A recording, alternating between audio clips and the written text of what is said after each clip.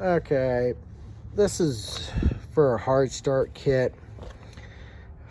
We're having some other issues, electrical, keep popping the fuse in it on the thermostat, or on the control board of the furnace, and been trying to chase problems with this. I come out to check these wires to make sure they weren't the control wires, because a lot of times what was happening is we have all the wiring in, and the thermostat sits there and click and not working correctly.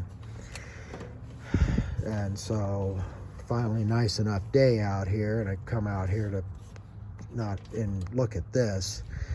But while looking at this, I don't know who installed it, but they installed this hard start kit wrong. And if you look at the package, it is a little weird. It does kind of look like it, but they ran this power line that's supposed to be receiving power on the 24-volt side, not the power side that it's supposed to be on. It's supposed to be over here, but if you look at the diagram, it is a little confusing to somebody if they've never installed one of those.